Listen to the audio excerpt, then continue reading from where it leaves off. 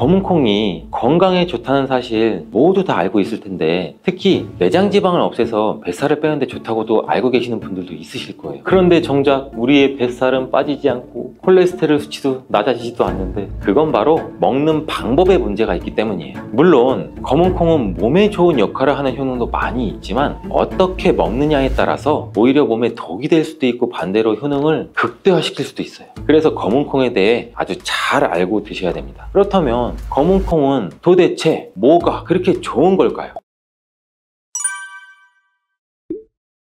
검은콩과 이것을 함께 드시면 혈관이 살아나고 내장 지방도 줄어들게 됩니다. 검은콩 드실 때 제발 이렇게 드세요. 그래야 내장 지방도 녹아내리고 치매도 예방할 수 있어요. 검은콩이 건강에 좋다는 사실 모두 다 알고 있을 텐데, 특히 내장 지방을 없애서 뱃살을 빼는데 좋다고도 알고 계시는 분들도 있으실 거예요. 또한 검은콩은 혈관에 쌓이는 콜레스테롤 수치도 낮춰주는 효과가 있다고 하는데, 그래서 볶아서도 먹고 밥에 넣어서도 많이 드시지 않아요? 그런데 정작 우리의 뱃살은 빠지지 않고 콜레스테롤 수치도 낮아지지도 않는데, 그건 바로 먹는 방법에 문제가 있기 때문이에요. 물론 검은콩은 몸에 좋은 역할을 하는 효능도 많이 있지만, 어떻게 먹느냐에 따라서 오히려 몸에 독이 될 수도 있고 반대로 효능을 극대화시킬 수도 있어요. 그래서 검은콩에 대해 아주 잘 알고 드셔야 됩니다. 이미 잘 알고 계시는 것처럼 검은콩은 대표적인 블랙푸드예요. 물론 검은 깨와 흑미도 요새 건강식으로 굉장히 많이들 찾으시는 식품인데, 이 블랙푸드라는 게 말 그대로 껍질이 검정색이라서 블랙푸드인데, 그렇다면 검은콩은 도대체 뭐가 그렇게 좋은 걸까요?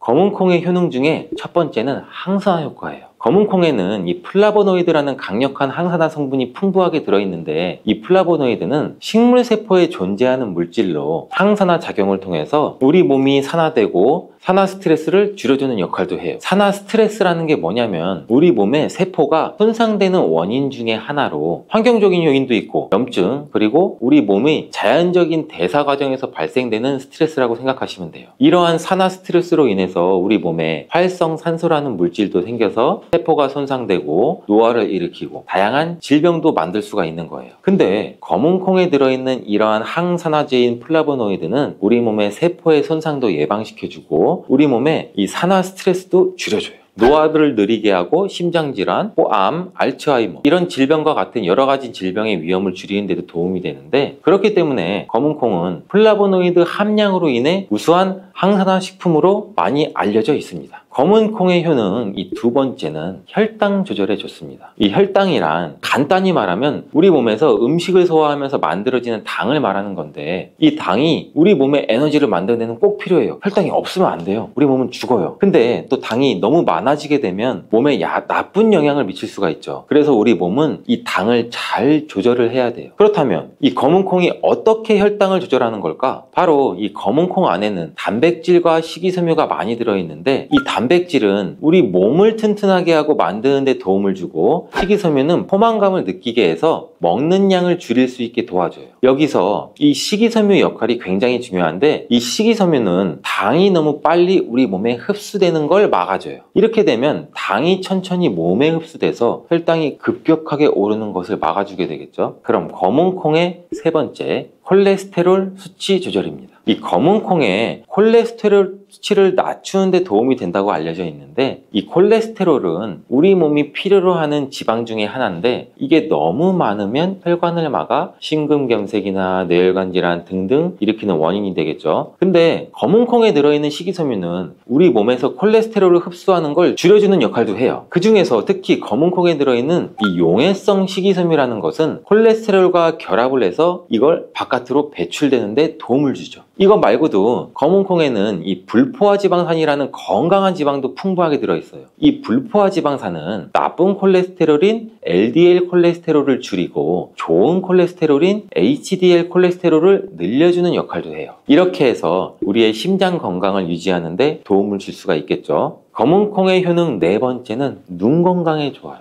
검은 콩에는 눈 건강에 도움이 되는 여러 가지 영양소가 들어있는데 그 중에서도 이 루테인과 지아잔틴은 눈 건강에 특히나 중요한 역할을 한다고 굉장히 많이들 알고 계시잖아요. 이 루테인과 지아잔틴은 이 우리 눈의 황반 부분에 많이 존재하는 영양소인데 이 황반은 우리가 선명하게 볼 수 있게 해주는 중요한 부분이에요. 루테인과 지아잔틴이 이 황반을 보호해주고 황반 밀도를 유지시켜서 눈의 노화를 막아주고 블루라이트와 같은 UV 파장의 빛으로부터 보호하는 역할도 같이 하게 되죠. 특히 이 루테인과 지아잔틴은 황반 변성이라는 눈 질환을 예방하는 데 도움을 굉장히 많이 주는데 황반 변성은 우리가 나이를 먹으면서 발생할 수 있는 눈의 질환으로서 이 증상이 심해지면 시력도 나중에는 잃게 만드는 주요 원인 중에 하나라고 해요. 자, 검은 콩의 5번째는 뼈를 튼튼하게 만들어줘요. 이 검은 콩은 뼈 건강에 도움이 되는 여러 가지 영양소를 함유하고 있는데 그 중에서도 칼슘과 마그네슘이 뼈 건강에 특히 중요한 역할을 하죠. 먼저 칼슘은 우리 뼈와 이를 지탱하는 치아를 만드는 주요한 성분이기도 하는데 우리 몸의 다른 중요한 기능들, 예를 들어서 심장 박동, 신경 전달에도 굉장히 중요한 물질이에요. 이러한 중요한 칼슘이 검은 콩에는 풍부하게 들어있어서 꾸준히 섭취하면 뼈를 튼튼하게 해주는 탁월한 식품이라고 할 수가 있죠. 그리고 마그네슘도 뼈 건강에 중요한 역할을 하는 미네랄인데 이러한 마그네슘은 칼슘이 우리 뼈에 제대로 흡수되는 것을 또 도와주기도 하죠. 또한 마그네슘은 뼈의 구조를 유지하는 데도 필요하고 뼈를 강하게 만드는 데도 도움을 줄 수가 있어요. 검은 콩의 효능 6번째는 피부 노화를 막아주는 효능이 있어요. 이 검은 콩에 들어있는 비타민 E, 아미노산, 그리고 항산화 성분이 이 피부 건강에 특히 중요한 역할을 해요. 먼저 비타민 E는 피부를 보호하는 데 중요한 역할을 하는데 이 비타민 E가 피부의 수분을 유지하는 데도 도움을 주고 피부의 재생을 지원하고 피부의 표면을 건강을 유지하는 데 필요한 지방산을 보호하는 역할까지 같이 해줍니다. 이것뿐 아니라 검은 콩에 들어있는 아미노산은 우리 몸의 단백질을 만드는 데 필요한 성분인데 이게 왜 피부에 좋냐면 우리의 피부는 대부분 콜라겐이라는 단백질로 이루어져 있는데 바로 이 콜라겐은 피부의 탄력을 유지해줘서 항상 탱탱한 피부로 보이게 되는 거죠. 또한 이 검은 콩에는 아미노산도 풍부하게 들어있는데 아미노산도 콜라겐 생성에 도움을 줄 수가 있어요.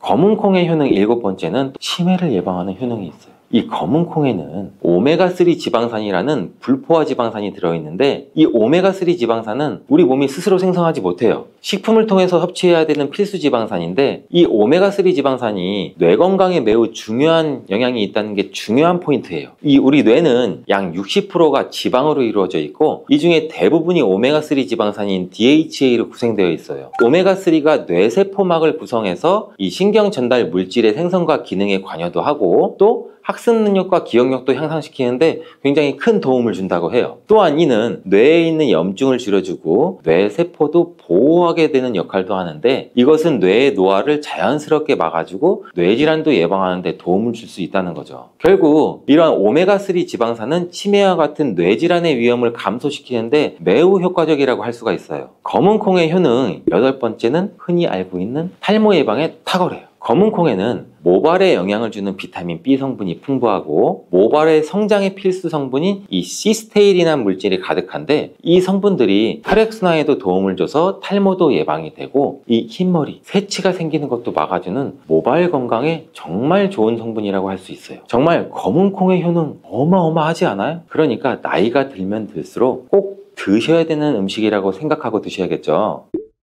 근데 이렇게 어마어마하게 몸에 좋은 검은 콩도 드실 때 주의해야 될 점이 있어요. 아무리 좋다고 해도 과다 섭취하면 안 되는 거 아시죠? 검은 콩에는 피틴산이라는 성분이 들어있는데 식물이 생장하는 과정에서 필요한 미네랄을 저장하는 역할을 해요. 이 성분이 과도하게 우리 몸에 섭취가 되면 우리 몸에서 필요한 미네랄인 칼슘, 철분 등의 흡수를 막을 수가 있어요. 또한 이 검은 콩은 단백질과 식이섬유가 풍부해서 잘 익히지 않고 먹으면 소화가 잘 되지 않을 수도 있어요. 요리하시기 전에 우리가 충분히 물에 불리고 완전히 익혀 드시면 되는데 하루 섭취 권장량은 약 50g 정도로 종이컵 1컵 정도의 양이면 충분하다고 할 수가 있어요. 밥 하실 때 특히 서리태 같은 검은 콩 많이 넣잖아요. 오늘부터는 충분히 물에 불리시고 무조건 많이 넣는다고 좋은 건 아니니까 적당량을 잘 넣어서 드시면 좋겠어요. 검은 콩을 드실 때 다른 음식들과 같이 섭취하게 되는데 밥 지을 때 넣거나 다른 음식과 같이 먹기도 하는데 같이 먹이면 오히려 독이 되는 음식이 있다는 거 아시나요? 검은 콩과 함께 먹으면 독이 되는 음식 첫 번째는 우유입니다. 유명한 검은 콩 두유도 있는데 무슨 소리를 하고 계시는 거예요? 이러신 분들도 많을 거예요. 어떤 분들은 우유에 콩을 넣어서 이런 식으로 갈아 드시는 분들도 굉장히 많아요. 이게 오히려 몸에 안 좋은 영향을 미칠 수 있다는 가능성을 가지고 있다는 걸 말씀드리고 싶은 거예요. 왜냐하면 검은 콩과 우유를 동시에 섭취하면 피틴산과 칼슘 사이에 상호작용이 발생할 수가 있는데 검은 콩 안에 들어가 있는 피틴산 성분이 이 식물이 생장하는 과정에서 필요한 미네랄을 저장하는 역할을 한다고 말씀드렸잖아요. 그래서 이 성분은 우리 몸에서 필요한 미네랄인 칼슘, 철분 등의 흡수를 방해할 수가 있어요. 반대로 우유는 칼슘의 주요한 공급원이고 우리 몸에선 칼슘이 뼈와 이를 구성하게 되죠. 신경이나 근육, 혈액응고 등에도 꼭 필요한 성분이고, 근데 피틴산이 풍부한 검은 콩과 칼슘이 풍부한 우유를 같이 먹으면 이 피틴산이 칼슘의 흡수를 막아서 우유의 영양소가 그나마 제대로 흡수가 되지 않을 수가 있어요. 같이 드시면 절대 안 되거나 나쁘거나 큰 영향을 미친다는 것이 아니라 각각의 영양소 섭취 목적으로는 따로 먹는 걸 추천드린다는 거예요. 오해하시면 안 돼요. 검은 콩과 함께 먹으면 독이 되는 음식 두 번째는 토마토입니다. 왜냐면 토마토가 콩의 단백질 흡수를 방해하고 소화도 어렵게 만들 수 있는 산성이기 때문인데, 토마토의 산성 성분이 단백질의 흡수를 방해하면 콩에 충분히 들어있는 단백질이 몸의 흡수가 오히려 더 안 될 수가 있겠죠. 콩의 영양 가치가 아무런 의미가 없게 되는 상황까지 올 수가 있다는 거예요. 또한 토마토의 산성 성분은 이미 단백질이 풍부하고 소화하기 어려운 콩을 더욱 소화하기 어렵게 만들 수도 있다고 하는데, 그렇지 않아도 나이가 들면 신진대사도 활발하지 않고 소화 기능도 떨어지는데 우리가 소화 불량은 일부러 만들 필요까지는 없겠죠. 검은 콩과 함께 먹으면 독이 되는 음식 세 번째, 달걀입니다. 달걀에는 비타민 A가 풍부하게 들어있는데, 비타민 A는 우리 몸의 면역 시스템을 강화시켜주고 시력을 유지하는 데도 필수적인 성분이에요. 세포의 성장과 분열에 중요한 역할도 하고, 검은 콩에는 또 트립신이라는 아미노산도 들어있는데, 이 트립신은 우리 몸이 단백질을 만드는 데 필요한 중요한 구성 요소이기도 해요. 신경전달 물질인 세로토닌과 멜라토닌의 생산에도 필수적인 아미노산인데, 그렇다면 달걀의 비타민 A와 검은 콩의 트립신이 함께 섭취가 되면 어떨까요? 이 둘 사이에 화학적 상호작용이 발생해서 이 소화 과정에 영향을 미칠 수가 있어요. 이 상호작용은 우리 몸의 단백질의 소화를 방해하거나 지용성 비타민의 A의 흡수를 저해할 수도 있는 거죠. 또한 이 트립신은 소화 효소의 활성을 저해하는 특성도 가지고 있어요. 따라서 트립신이 풍부한 검은 콩과 비타민 A가 풍부한 달걀을 함께 섭취하면 좋은 영양소를 흡수를 못하는 가능성도 가지고 있어요. 우리 앞으로는 무심코 검은 콩과 같이 먹었을 때 독이 되는 음식은 같이 안 드셨으면 좋겠습니다.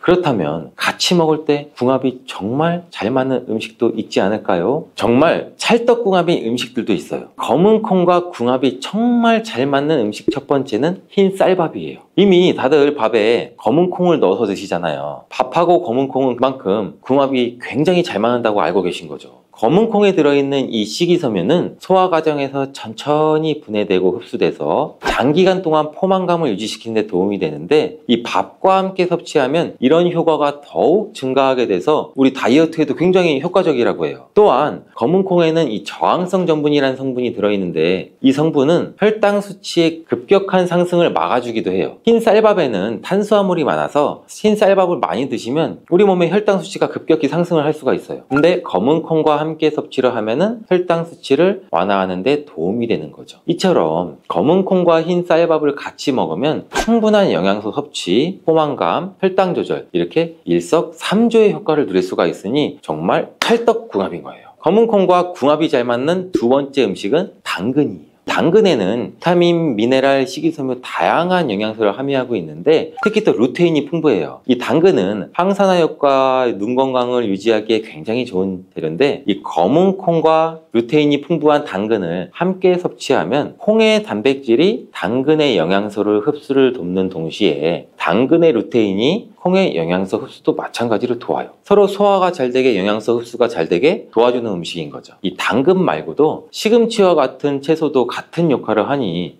식사하실 때 당근이 들어간 음식이나 시금치 나물 같은 음식들을 같이 드시면 효과가 정말 좋을 거라고 생각돼요. 검은콩과 궁합이 정말 잘 맞는 음식 세 번째는 닭고기예요. 검은콩은 식물성 단백질의 좋은 원천이라고 알고 계실 거예요. 근데 식물성 단백질은 동물성 단백질에 비해 이 필수 아미노산 비율이 적어요. 이 필수 아미노산은 우리 몸이 스스로 생산할 수 없는 아미노산의 일종이고 반드시 음식을 통해 섭취해야 되는 성분이에요. 닭고기는 동물성 단백질의 좋은 원천이고 모든 필수 아미노산을 골고루 함유가 되어 있어요. 따라서 검은콩과 닭고기를 함께 섭취하면 두 가지 종류의 단백질이 서로를 보완하게 되는데, 이렇게 함께 섭취하면 검은콩에는 얻을 수 없는 이 필수 아미노산을 닭고기에서 오히려 보충할 수가 있겠죠. 반대로 동물성 단백질을 섭취할 때보다 식물성 단백질의 섭취 비율을 늘려주는 건 우리 심혈관 건강에도 정말 좋은 효과를 볼 수가 있습니다.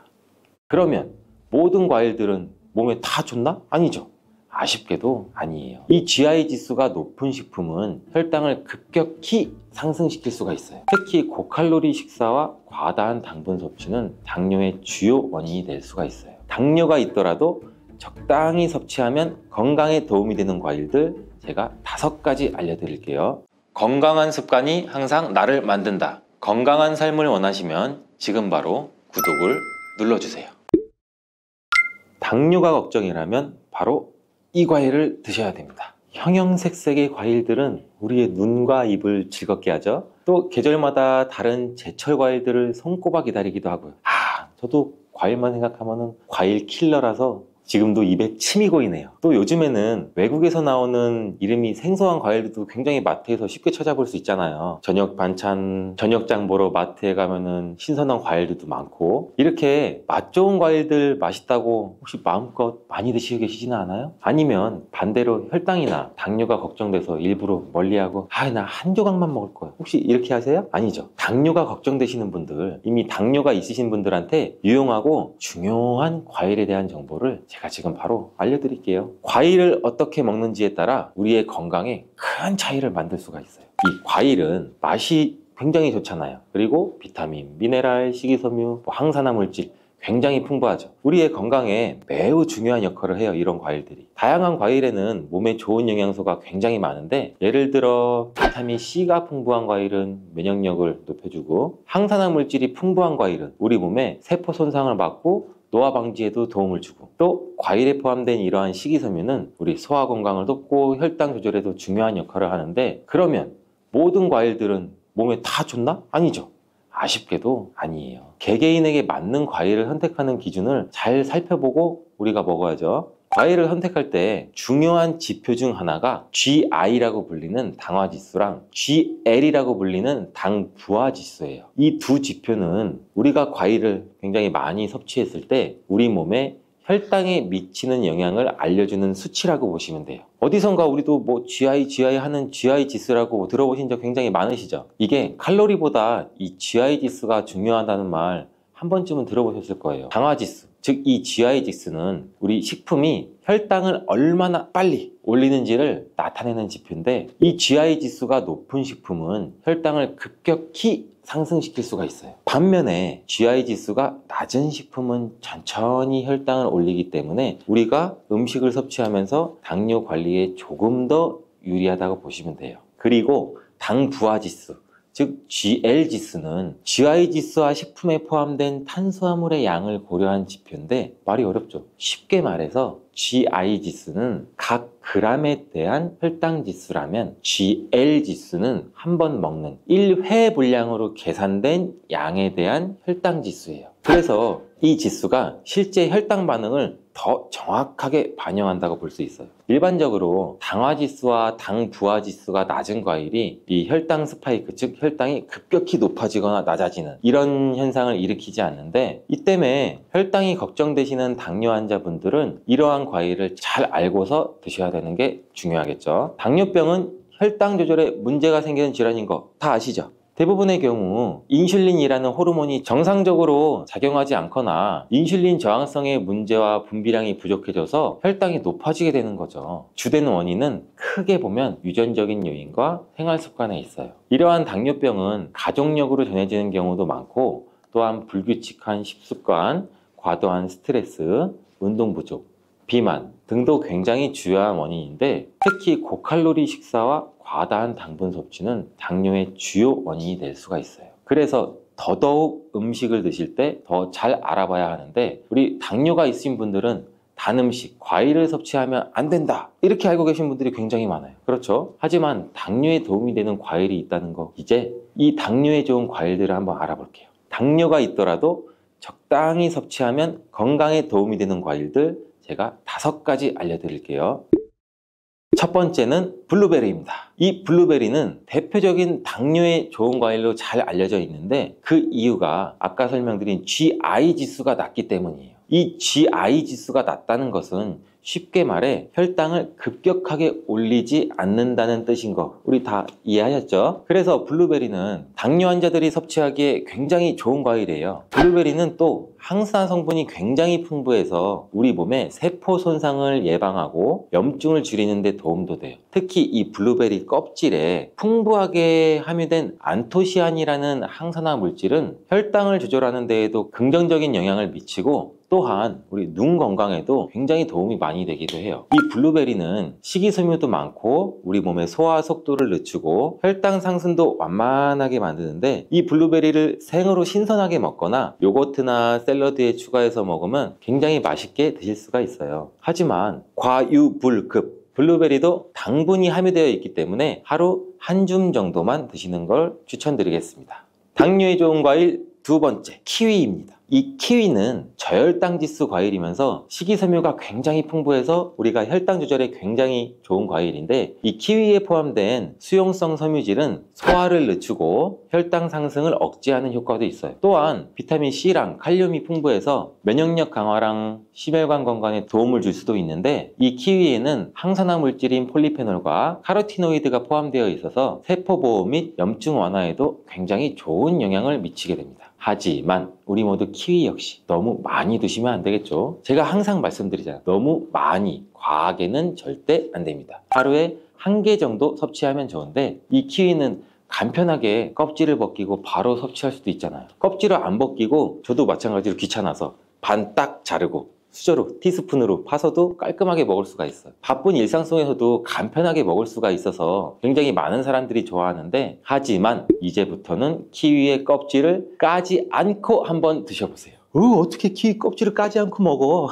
키위의 껍질에는 실은 속살보다 더 많은 섬유질, 즉 식이섬유가 풍부해서 변비나 장 건강에 도움을 줄 수 있고 굉장히 다양한 항산화 물질이 포함되어 있기 때문에 우리 몸의 세포 손상도 막을 수가 있다고 해요. 또 면역 체계에도 도움을 줄 수가 있다고 하고 근데 까슬까슬한 털이 있어서 겉면을 잘 씻어서 껍질째로 한번 드셔보시는 게 좋을 것 같은데 껍질이나 과육에 알러지 반응이 있으신 분들은 껍질을 벗기고 먹는 게 물론 좋습니다. 저도 실은 한 번도 키위를 껍질째 먹어보진 않았는데 오늘 집에 가서 한번 잘 씻어서 도전해 보겠습니다. 여러분들도 한번 도전해 보세요. 세 번째 과일은 배입니다. 배는 저혈당 지수 과일 중에 하나로 특히 배에는 수용성 식이성분인 펙틴이 풍부해서 우리 몸의 소화 과정을 늦추고 혈당이 급상승하는 걸 억제하는 데 도움을 줄 수 있습니다. 배의 섬유질은 장 건강에도 좋고 우리 변비를 예방하는 데도 아주 효과적인데 배는 비타민 C, 항산화 성분 그리고 수분이 많이 포함된 과일로 우리 몸의 수분 균형을 유지하는 데도 물론 도움을 줘요. 수분이 풍부한 배는 특히 체내 독소 배출과 배뇨 촉진에도 좋은 영향을 주는데 이로 인해서 배는 당뇨 환자의 전반적인 건강 유지에도 긍정적인 영향을 준다고 해요. 또 배는 달콤하고 시원한 맛이 있어 남녀노소 호불호 없이 굉장히 좋아하는 과일이죠. 차게 냉장고에 해놨다.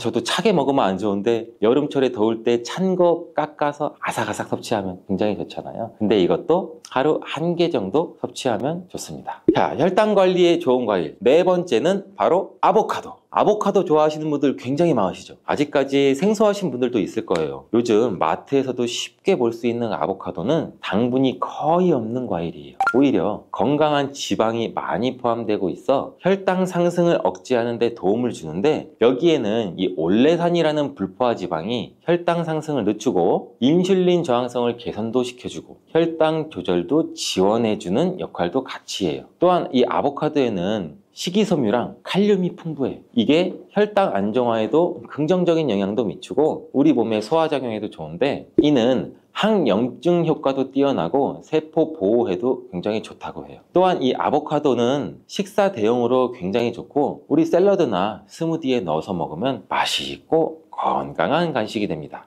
그러나 이렇게 몸에 좋은 아보카도도 너무 많이 섭취하면 탈이 날 수가 있어요. 하루에 반 개 정도 섭취하는 것이 적당하다고 합니다. 5번째 과일은 사과입니다. 저는 새콤달콤한 이 사과를 정말 좋아하는데, 이 사과가 외국에서는 하루 한 알의 사과면 의사 선생님이 필요가 없다, 진짜 이런 말이 있을 정도로 몸에 굉장히 좋아요. 이 사과는 식이섬유가 매우 풍부한 과일인데, 사과에 포함된 펙틴이라는 식이섬유는 아까도 잠깐 말씀드렸듯이 소화 속도를 늦추고 혈당 상승을 억제하는 데도 굉장히 효과적이에요. 특히 껍질을 포함한 사과를 섭취하면 이 식이섬유의 섭취량이 훨씬 많아져 혈당 관리에 큰 도움이 될 수도 있고, 사과도 또한 이 저혈당 지수 과일로 혈당을 급격하게 올리지 않으므로 당뇨 환자가 섭취하기에 굉장히 좋은 과일이에요. 또한 이 사과에는 비타민 C가 풍부하고 폴리페놀과 같은 항산화 성분도 포함되어 있어 당뇨뿐만 아니라 염증 완화와 면역력 강화에도 도움을 줍니다. 이 사과는 하루 1개 정도 섭취하면 좋고, 드실 때는 껍질을 깎아서 드시지 마시고 껍질까지 깨끗이 세척해서 함께 드셔야 된다는 점 잊지 마세요. 자, 이렇게 당뇨에 좋은 5가지 과일을 알아봤는데, 이렇게 맛도 좋고 건강에도 좋은 과일도 섭취 방법이 매우 중요해요.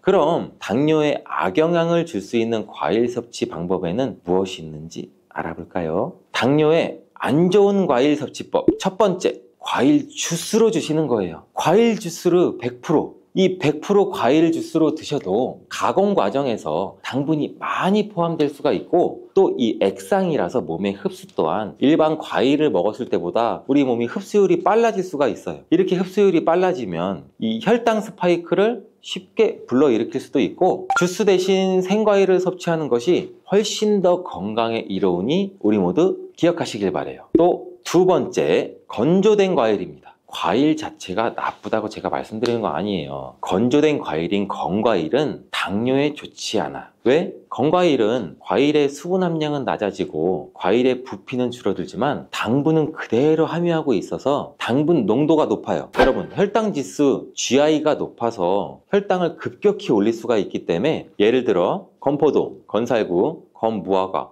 등등 굉장히 많이 있겠죠. 이렇게 당분이 농축되어 있는 것들은 당뇨 환자이신 분들은 적당히 또 혹은 피해야 된다는 거 아시겠죠? 3번째, 가공된 과일입니다. 이 가공된 과일을 피하는 것이 굉장히 좋은데, 이 가공된 과일이란 뭐냐? 통조림에 들어있는 과일. 이렇게 가공된 과일 굉장히 맛있잖아요. 통조림 복숭아, 생각만 해도 군침이 돌고, 통조림 요새 화채 만들 때 여러 가지 과일 있는 수박 넣고 통조림 까서 그 안에 있는 과일 부어서, 생각만 해도 침이 고이죠. 이 과일 통조림은 과일 주스 시럽이 함께 들어있는 경우가 많아서 당분이 농축되어 있어요. 이 당분이 농축되어 있어 혈당을 급격하게 올릴 수가 있기 때문에 과일을 섭취할 때는 신선한 과일 그 자체로 섭취하는 것이 굉장히 중요합니다. 몸에 안 좋은 과일 섭취 방법이 이것 말고도 중요한 것이 또 있는데 바로 알려드릴게요.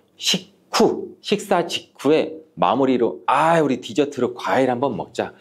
디저트로 사과나 배 과일 없나? 굉장히 많은 분들이 이렇게 드시고 계시잖아요. 대부분 식사를 다 하시고 입가심으로 과일 1-2조각 정도 드시는데, 이 식후에 당분이 많은 과일을 섭취하시면 식전에 과일을 드시는 것보다 몸에 해롭다는 사실 알고 계셨나요? 식후에 과일을 섭취하게 되면 우리가 식사를 하면서도 혈당이 올라가는데, 과일을 섭취하면 혈당이 급격하게 올라갈 수 있고 이 혈당 스파이크가 일어날 가능성이 있습니다. 과일은 식전에 먹는 것이 실은 과일의 섬유질이 우리 몸에 포만감도 주고 소화도 천천히 하게 도와줘서 탄수화물의 흡수를 늦추게 하는 효과가 있어요. 또한 이 과일을 드실 때는 껍질과 함께 섭취하시는 게 몸에 더 좋은 과일들이 있는데, 과일의 껍질 속에는 이 과일의 속살과는 비교도 안 되게 굉장히 많은 식이섬유랑 항산화 물질이 풍부하게 들어있어요. 껍질이 혈당 조절과 소화 건강에 더욱 도움이 되는 과일들도 굉장히 많이 있는데, 예를 들면 사과나 배는 껍질에 많은 영양분이 들어있기 때문에 껍질을 벗기지 않고 깨끗하게 씻어서 그대로 먹는 것이 굉장히 좋습니다. 다만 깨끗하게 세척도 잘 해주셔야 되고, 농약이 걱정된다면 유기농 과일을 선택을 하시는 것도 좋은 방법이 되겠죠. 이제부터 과일의 영양까지 생각하신다면 껍질은 버리지 마세요.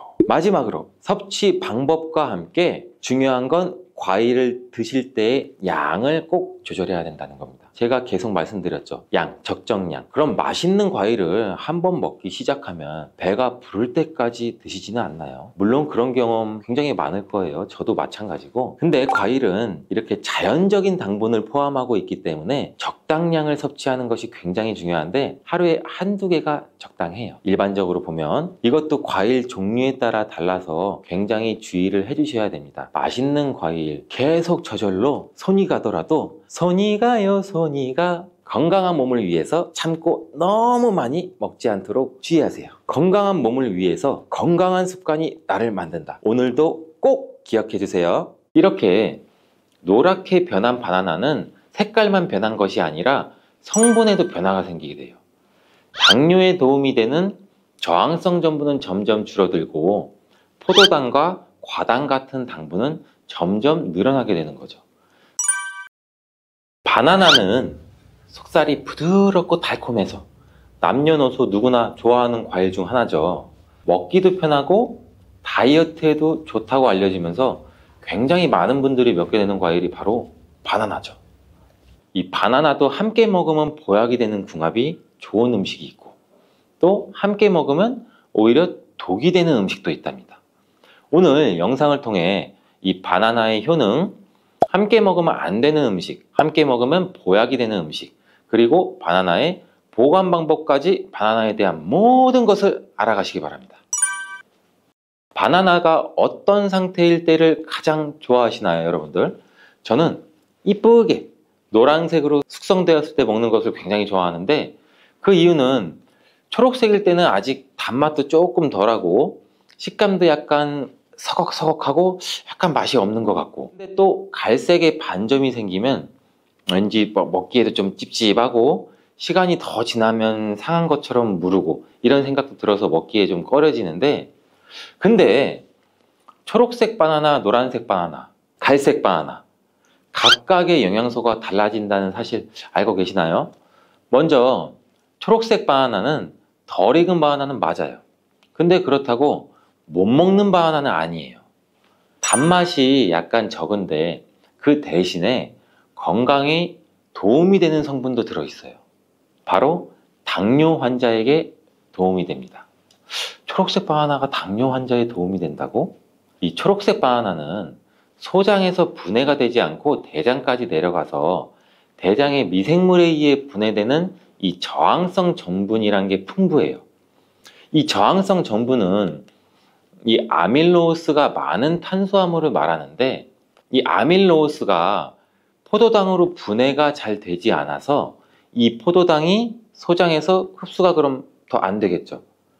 그래서 그 결과 혈당이 급격히 오르는 것도 막아주는 역할을 해요. 이렇게 분해가 잘 되지 않고 남아있는 식이섬유가 많은 저항성 전분이 많은 음식들은 결국에는 우리 장에 유산균의 먹이가 되죠. 그래서 우리 장의 장내 세균총을 건강하게 만들 수가 있고, 이로 인해서 또 인슐린 감수성도 풍부하게 해주고 면역력에도 긍정적인 효과를 나타낼 수가 있어요. 이 당뇨 환자분들이 바나나가 단맛이 좋은 열대과일이라서 못 드시는 것으로 생각하시는데, 앞서 말씀드린 이유로 이 초록 바나나를 드시면 굉장히 도움이 됩니다. 그리고 이 초록 바나나는 소화되는 시간이 노란 바나나에 비해서 길기 때문에 이 포만감도 오래 유지시켜줘서 다이어트하는 식단에도 도움을 줄 수가 있어요. 이 저항성 전분은 이런 효능들로 인해서 비만 당뇨를 예방할 뿐 아니라 대장암도 예방하는 것으로 알려져 있어요. 단 한 가지 주의할 점은, 이 과민성 대장 증후군이 있으신 분들이 초록색 바나나를 드시면 오히려 증상이 더 악화될 수 있으니 이 점은 주의해 주시길 바래요. 자, 두 번째로 노란 바나나인데, 이 초록 바나나가 노란색으로 변할 수 있는 이유는 바로 그 에틸렌가스 때문이에요. 나무에서 똑 떨어진 바나나는 이 꼭지에서 에틸렌가스라는 물질이 분비가 되는데, 이때 이 초록색을 띠게 만드는 이 클로로필이라는 색소가 에틸렌가스에 의해서 분해가 돼서 점점 노란색으로 변해가는 거예요. 이렇게 노랗게 변한 바나나는 색깔만 변한 것이 아니라 성분에도 변화가 생기게 돼요. 당뇨에 도움이 되는 저항성 전분은 점점 줄어들고 포도당과 과당 같은 당분은 점점 늘어나게 되는 거죠. 그렇기 때문에 초록색 바나나보다 노란색 바나나가 훨씬 더 단맛이 좋아지게 되는 이유죠. 식감도 더 부드러워지게 되고 향도, 단향도 더욱 강해지고 소화도 초록색 바나나보다 더 잘 되게 돼요. 또 항산화 성분인 비타민 C와 비타민 E 그리고 식이섬유의 양도 풍부해져요. 노란색 바나나에서 시간이 지나면 갈색의 반점이 또 점점 생기기 시작하는데, 이 반점을 슈가 스팟이라고 해요. 이름처럼 바나나의 당분 함량이 점점 높아지면서 당분이 농축돼서 만들어지는 건데, 색깔이 변했을 뿐이지 상한 것은 아니에요. 그런데 이 슈가 스팟이 점점 많아질수록 바나나의 당분 함량이 높아지는 것 때문에 당뇨가 있으신 분들은 섭취하실 때 주의해 주시는 게 좋겠고, 최근에 바나나에 대한 연구가 굉장히 많이 또 진행되고 있는데, 이 슈가 스팟이 생겼을 때 바나나의 성분에 대한 실험도 진행됐어요. 일본 데이쿄 대학 연구에 따르면 이 갈색 반점이 생긴 바나나의 면역 효과는 노란색의 바나나보다 최대 8배 높았으며, 종양을 괴사시키는 물질로 알려진 우리 NK 면역세포를 또 활성화도 시켜준다고 해요. 이 NK 면역세포는 바이러스에 감염된 세포나 암세포를 직접 파괴하는 역할도 하고, 이 TNF라는 종양괴사인자를 분비해서 비정상세포의 증식도 억제하고 암세포의 자살도 유도한다고 해요. 이게 무슨 말이냐면, 쉽게 설명드려서 갈색 반점이 생긴 바나나는 면역력도 강하게 만들어주고 암 예방과 치료에도 도움을 줄 수 있다는 결과라고 보이죠. 이 바나나에 함유되어 있는 성분을 살펴보면 흔히 알고 있는 칼슘, 마그네슘, 다양한 미네랄도 풍부하게 함유되어 있잖아요. 또한 우리 몸에 에너지를 공급해주는 탄수화물도 풍부하게 함유하고 있어요. 운동 경기를 우리가 TV로 보다 보면 선수들이 중간에 바나나를 먹는 장면을 볼 수 있는데, 운동 중에 바나나를 먹으면 이 풍부한 탄수화물로 인해 에너지를 빠르게 공급해줘서 이 폭발적인 힘을 내는데도 도움을 줄 수 있다고 해요. 나이가 들면서 점점 몸 안의 호르몬이나 에너지 균형도 깨지고 건강도 점점 안 좋아지게 되는데, 특히 혈관 건강에 문제가 생기는 경우가 굉장히 많이 있어요. 이 혈관 건강에 문제가 생기면서 나타나는 대표적인 증상이 고혈압이 되겠죠. 이 때문에 나이가 들면서 혈압도 관리하는 게 굉장히 중요한데, 바나나에 풍부하게 함유된 칼륨은 세포의 삼투압과 수분의 평형을 유지 기능을 수행해서 몸 안에 나트륨을 배출하는 데 굉장히 많은 도움을 줘서 혈압을 조절하는 데도 도움을 준다고도 알려져 있죠. 성인의 하루 칼륨의 권장 섭취량이 남성은 약 한 4,700ml 정도 되고 여성은 3,500ml 정도 되는데, 실제로 섭취하는 칼륨의 양은 남성은 55%, 여성은 75% 정도만 섭취하는 것으로 통계를 통해 확인할 수도 있어요. 칼륨이 체내에서 부족하게 되면 혈압도 오르고 우리 심장에 무리도 줄 수 있으면서 이 근육의 경련도 일어나게 돼요. 또 힘이 빠지는 무기력증 등의 대표적인 증상도 나타날 수가 있죠. 또 바나나 한 개에는 하루 권장 섭취량의 약 15%의 칼륨이 함유되어 있어 우리가 부족한 칼륨을 보충하는데 탁월한 도움도 줄 수 있죠. 또 바나나에는 비타민 B6도 풍부한데, 이 비타민 B6는 피리독신이라고 불리우는데 인체의 기능을 정상적으로 유지하는 데 굉장히 중요한 역할을 하는 수용성 비타민이에요. 이 비타민 B6는 우리 신경 전달 물질을 생산하는데, 특히 행복 호르몬이라고 불리는 세로토닌의 합성에도 굉장히 중요한 역할을 해요. 이 세로토닌은 행복감과 안정감을 느끼게 해주고 우리 몸의 스트레스도 완화시켜주고, 또 식욕을 조절해서 체중 감량에도 도움을 주고 수면의 질도 향상시켜 피로회복에도 도움을 주는 성분이에요.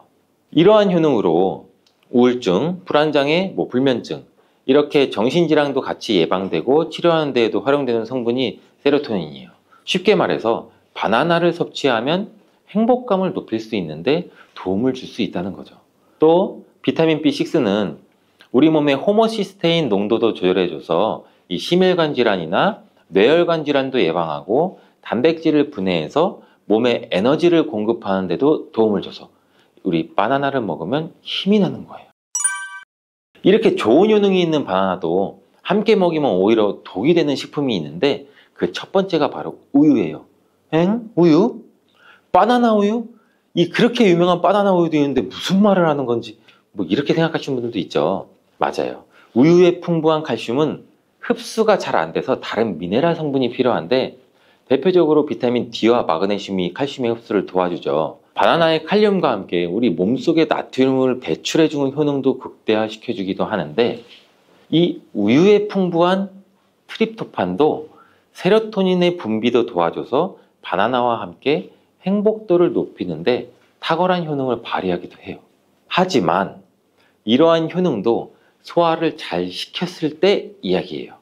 이 소화력이 좋은 분들한테는 이런 효능을 누릴 수 있지만 나이가 들면 들수록 소화가 잘 안 되시는 분들이 바나나와 우유를 함께 드시게 되면 이 불용성인 바나나가 위 속에 오래 남아있게 되고 바나나의 유기산과 당분이 우유의 풍부한 단백질, 칼슘과 결합해서 소화가 더 어려워지게 된다고 해요. 바나나가 우유의 결합물이 위와 장에서 과발효가 일어나고 소화기관에 무리가 주게 된다는 얘기죠. 이렇게 되면 위염이나 식도염 등 다양한 질환이 나타날 수 있고 계속되면 만성질환이 나타날 수도 있고 위 건강이 안 좋으신 분들이나 위가 약하신 분들, 소화가 잘 안 되시는 분들은 주의해서 드시라고 말씀을 드리는 거예요. 그렇다면 장 건강에 도움을 주는 바나나와 함께 먹으면 좋은 음식은 없을까요? 있습니다. 바로 오트밀이에요.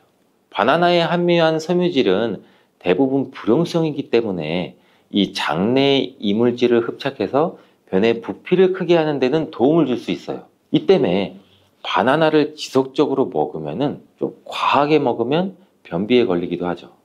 이를 방지하려면 수용성 섬유질이 필요한데 오트밀에는 이 수용성 섬유질이 50% 이상이나 함유되어 있어서 바나나와 오트밀을 함께 섭취하게 되면 섬유질의 균형이 잘 맞아서 변을 무르게 해서 배변도 원활하게 해주고 장 건강에도 도움을 줄 수 있답니다. 또한 이 콜레스테롤의 배출도 도와줘서 혈관 내의 나쁜 콜레스테롤의 수치도 낮추는 데에도 도움을 줄 수가 있고요.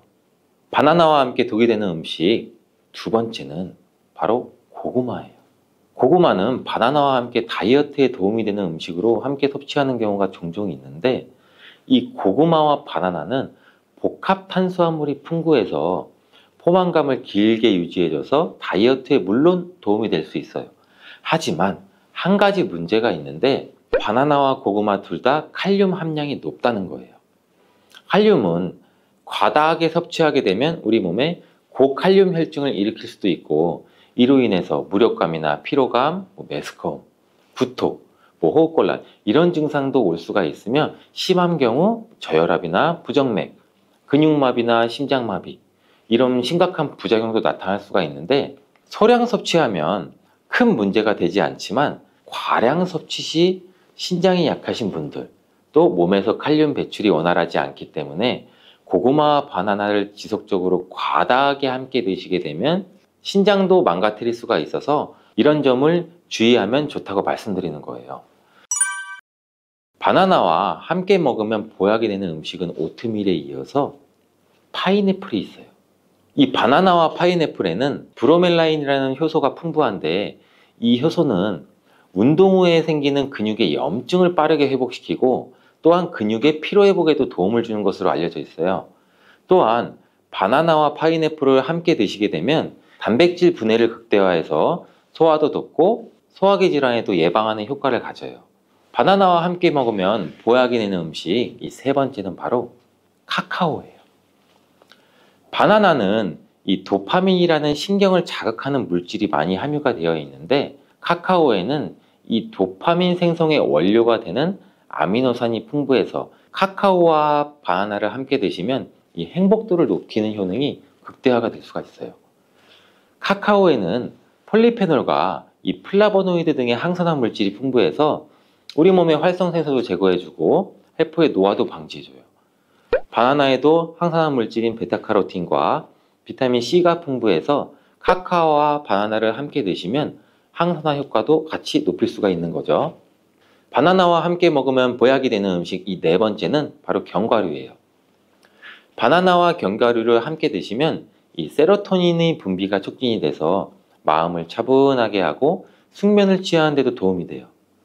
또한 바나나의 풍부한 마그네슘은 근육의 이완을 돕고 견과류의 트리토판을 세로토닌으로 바꿔주는 성분인 이 비타민 B6가 바나나에 풍부해서 견과류와 바나나를 함께 드시면 불면증과 우울증을 예방하고 개선시킬 수 있는데 도움을 줄 수 있다고 하네요.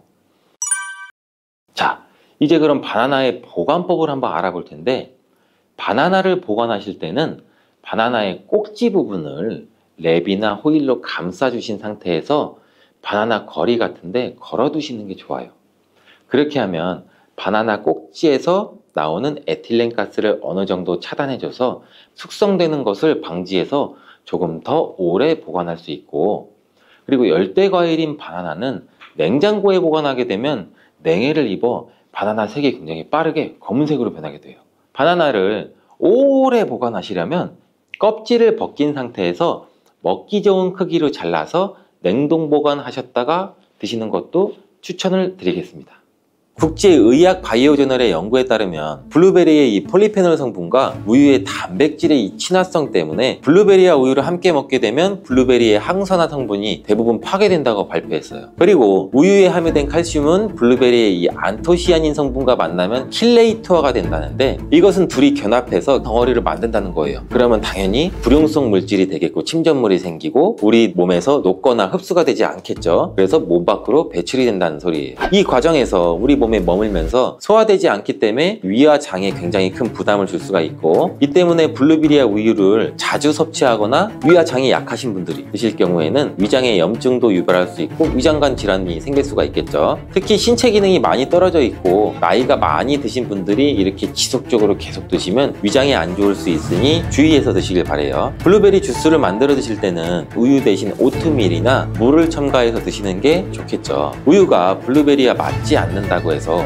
요거트도 맞지 않는다는 것은 아니에요. 요거트는 발효 과정을 거쳐 단백질이 쉽게 분해되기 때문에 항산화 성분의 흡수율을 오히려 높여줘요. 요거트에 냉동 블루베리를 얹어서 먹는 것은 좋은 블루베리를 먹는 방법이 되겠습니다. 블루베리를 드실 때 주의하셔야 할 분들도 있어요. 블루베리에는 살리실산이라는 성분이 있는데 이것 때문에 알레르기 반응을 일으키는 분들이 간혹 있거든요. 블루베리는 세계 10대 건강식품에 들어갈 만큼 우리 몸을 건강하게 하는데 굉장히 큰 도움이 되는 과일이에요. 최근 10년간 소비량이 가장 많이 늘어난 과일이기도 한데, 특히 50대 이상에서 굉장히 급속도로 섭취량이 늘어나고 있대요. 이렇게 섭취량이 급속도로 올라가고 있는 이유는 블루베리가 먹기에도 편하고 건강에도 좋다고 알려지고 있기 때문인데, 냉동 블루베리의 판매량도 요새 굉장히 많이 증가되고 있다고 해요. 냉동 블루베리를 씻지 않고 그냥 드시는 분들이 또 굉장히 많아지고 있어요. 누구는 그냥 먹어도 돼, 어떤 사람은 반드시 씻어 먹어야 돼, 의견이 굉장히 분분해요. 영상을 통해서 제가 블루베리 먹는 방법과 블루베리 효능, 함께 먹으면 안 되는 음식과 함께 먹으면 좋은 음식까지 블루베리에 대한 모든 것 제가 지금 알려드릴게요. 먼저 냉동 블루베리를 씻어야 되느냐 그냥 먹어도 되느냐, 제가 정리해 드릴게요. 결론부터 말하자면 씻어서 드시는 것이 안전하다입니다. 먼저 냉동 블루베리를 구입하셨다면 식품의 유형을 한번 확인하시기 바래요. 식품 유형에 과체 가공품이라고 적혀 있다면 씻어서 냉동한 블루베리이기 때문에 그냥 드셔도 되시긴 해요. 근데 식품 유형에 농산물이라고 표기가 되어 있다면 이것은 씻지 않고 냉동되어 유통된 블루베리이기 때문에 반드시 씻어서 드시는 게 좋아요. 근데 간혹 식품 유형이 표기가 되어 있지 않은 제품들도 있는데 이런 제품은 당연히 씻어 드시는 게 좋겠죠. 2022년 한국소비자연맹에서 현재 시중에 판매되고 있는 냉동과일, 블루베리, 망고, 딸기 등등 제품을 선정해서 안전성 평가를 했는데, 과체 가공품 같은 세척과일 제품에서 미생물, 잔류농약, 곰팡이, 독소 등의 검사에서 규격 기준에는 적합하긴 했지만 이 미생물과 잔류농약이 검출된 제품들도 있었어요. 이 자료를 바탕으로 한다면 이 냉동 블루베리 제품도 이미 씻어서 유통이 되고 있다고 할지라도 한 번 정도는 씻어 드시는 게 좋겠어요. 블루베리 씻는 방법은 흐르는 물에 약 30초 정도만 씻어주면 되는데, 깨끗이 빡빡 씻는다고 블루베리를 물에 오래 담가두거나 흐르는 물에서도 오래 씻으면 안 돼요. 블루베리에 함유된 안토시아닌 성분은 수용성이기 때문에 영양소가 다 빠져나가 버릴 수 있어요. 잔류 농약 또한 수용성이기 때문에 흐르는 물에 약 30초 정도만 씻어도 충분하니 걱정 말고 드셔도 괜찮습니다. 블루베리는 특별히 생과일보다 냉동 블루베리가 이 안토시아닌 함량이 높다고 해요. 이 시드니의 뉴사우스 웨일즈 대학의 연구진이 블루베리를 건조, 냉장, 냉동했을 때 핵심 영양소가 어떻게 변화되는지 실험을 했는데, 안토시아닌의 함량이 블루베리 1g당 생과일일 때는 7.2mg, 냉장 보관했다가 2주가 지났을 때는 5.7mg로 줄었고, 건조했을 때는 4.3mg로 더욱 줄었대요. 근데 냉동 한 달 후에는 8.1mg으로 오히려 생과일 때보다 늘어났고, 냉동 3달이 지나자 7.9mg로 소폭 줄었지만 역시 생과일 때보다 많은 함량이 확인되었다고 해요. 실험 결과로만 보면 블루베리는 냉동으로 드시는 것이 가장 많은 영양분을 섭취할 수 있다는 말이 되겠네요. 추가로 눈 건강이나 심혈관 질환, 당뇨 등에 도움이 많이 되는 시중에 이 안토시아닌 함량이 개런티된 영양제도 많이 나와 있으니 꼭 블루베리나 빌베리와 같은 영양제를 드시려면 건강기능 식품으로 제조된 안토시아닌이 최소 50mg 개런티된 제품을 드시는 게 굉장히 좋겠죠. 그렇다면 다른 채소나 과일은 냉동했을 때 핵심 영양소의 함량이 어떻게 될까요? 이 영양소에 따라 보존력이 강한 것도 있고 약한 것도 있는데, 딸기의 한 종류인 이 라즈베리는 폴리페놀 성분이 핵심 영양소예요. 생과일일 때보다 냉동일 때가 킬로그램당 폴리페놀 함량이 약 100mg 정도 상승하는 것으로 나타났고, 당근의 경우에는 핵심 영양소가 이 베타카로틴이라는 거 많이들 알고 계시잖아요. 냉동 보관했을 때 3개월이 지나면 베타카로틴의 함량이 현저히 떨어져요. 이렇듯 냉동 채소, 냉동 과일은 핵심 영양 성분에 따라서 함량이 높아질 수도 있고 낮아질 수도 있어요. 냉동 블루베리를 구입하셔서 보관할 때는 주의사항이 있어요. 판매되는 냉동 블루베리는 대량으로 포장되어 있는데 한 번에 드실 수가 없는 양으로 포장이 되어 있어요. 냉동 블루베리는 해동해서 드시게 되면 녹으면서 안토시아닌까지 함께 녹아 나오기 때문에 냉동실에서 꺼내 바로 드시는 게 가장 좋아요. 혹시나 해동이 되었다면 다시 냉동하시면 안 돼요. 해동이 되면서 미생물이 증식을 하게 되고, 그 상태로 냉동을 하면 미생물까지 함께 냉동이 돼요. 그것을 드시면 당연히 복통이나 설사나 이런 걸 유발할 수가 있겠죠.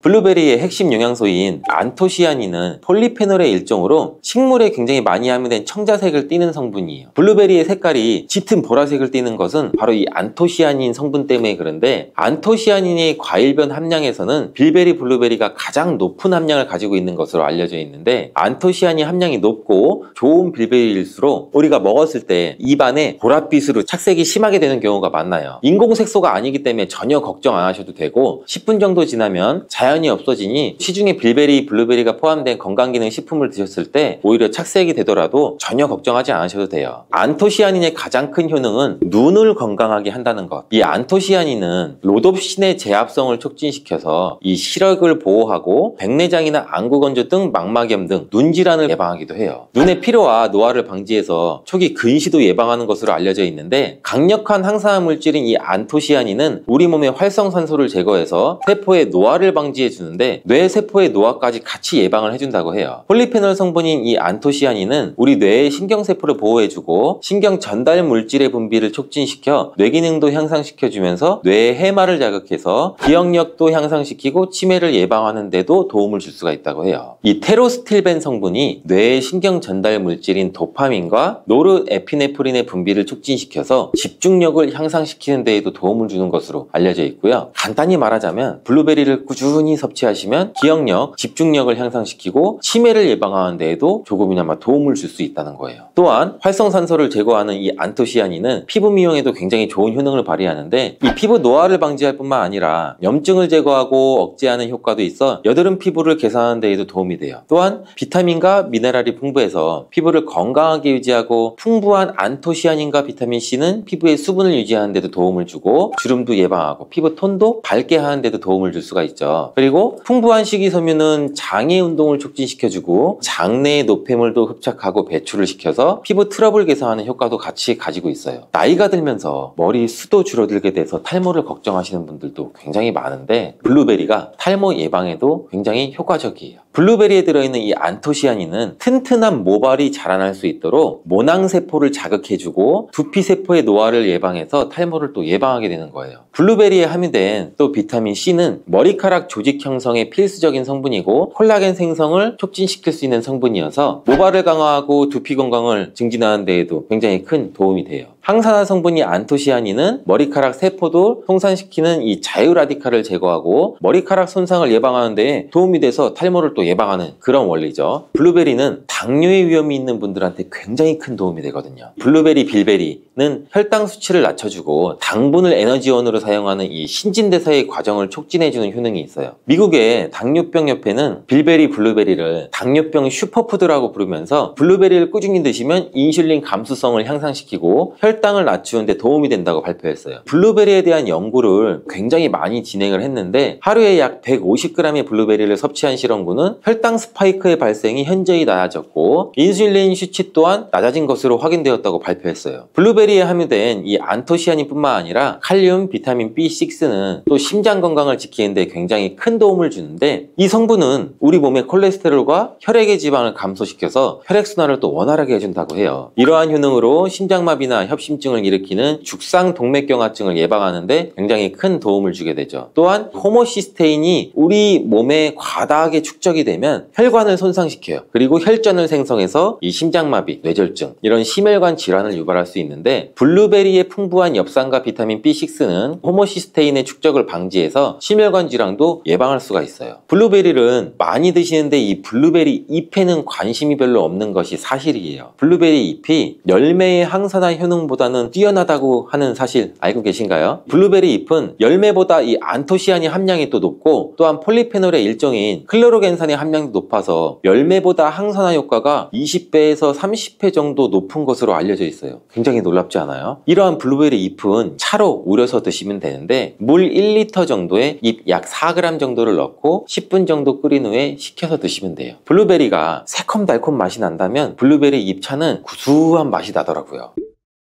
이렇게 좋은 블루베리도 함께 먹으면 안 되는 음식이 있는데 바로 우유예요. 깜짝 놀라지 않으셨나요? 보통 냉동 블루베리를 우유와 함께 믹서기에 갈아서 주스로도 쉐이크로도 많이 드시는데 이렇게 되면 블루베리의 영양소가 파괴가 돼요. 국제의학 바이오저널의 연구에 따르면 블루베리의 이 폴리페놀 성분과 우유의 단백질의 이 친화성 때문에 블루베리와 우유를 함께 먹게 되면 블루베리의 항산화 성분이 대부분 파괴된다고 발표했어요. 그리고 우유에 함유된 칼슘은 블루베리의 이 안토시아닌 성분과 만나면 킬레이터가 된다는데 이것은 둘이 견합해서 덩어리를 만든다는 거예요. 그러면 당연히 불용성 물질이 되겠고 침전물이 생기고 우리 몸에서 녹거나 흡수가 되지 않겠죠. 그래서 몸 밖으로 배출이 된다는 소리예요. 이 과정에서 우리 몸에 머물면서 소화되지 않기 때문에 위와 장에 굉장히 큰 부담을 줄 수가 있고 이 때문에 블루베리와 우유를 자주 섭취하거나 위와 장이 약하신 분들이 드실 경우에는 위장에 염증도 유발할 수 있고 위장관 질환이 생길 수가 있겠죠. 특히 신체 기능이 많이 떨어져 있고 나이가 많이 드신 분들이 이렇게 지속적으로 계속 드시면 위장에 안 좋을 수 있으니 주의해서 드시길 바래요. 블루베리 주스를 만들어 드실 때는 우유 대신 오트밀이나 물을 첨가해서 드시는 게 좋겠죠. 우유가 블루베리와 맞지 않는다고 해서 요거트도 맞지 않는다는 것은 아니에요. 요거트는 발효 과정을 거쳐 단백질이 쉽게 분해되기 때문에 항산화 성분의 흡수율을 오히려 높여줘요. 요거트에 냉동 블루베리를 얹어서 먹는 것은 좋은 블루베리를 먹는 방법이 되겠습니다. 블루베리를 드실 때 주의하셔야 할 분들도 있어요. 블루베리에는 살리실산이라는 성분이 있는데 이것 때문에 알레르기 반응을 일으키는 분들이 간혹 있거든요. 블루베리를 드시면 입술이 붓거나 간지럽거나 복통과 설사의 증상이 나타난다면 즉시 블루베리 섭취를 중단하셔야 돼요. 그리고 블루베리에는 혈액을 묽게 만드는 비타민 K가 풍부하게 함유되어 있는데 심장질환이나 뇌혈관 질환으로 이미 아스피린과 같은 혈전 용해제를 복용하시고 계신 분들이 블루베리를 과다하게 섭취하게 되면 문제가 발생할 수 있으니 적당히 드시길 바래요. 또한 사람에 따라서 블루베리가 일시적으로 혈당을 낮추는 효과도 가지고 있기 때문에 당뇨가 있는 분들이 블루베리를 과하게 섭취할 경우에는 저혈당 증세도 나타날 수 있어요. 어떤 음식이든 각자 우리 몸의 체질에 맞게 드시는 게 가장 좋겠죠.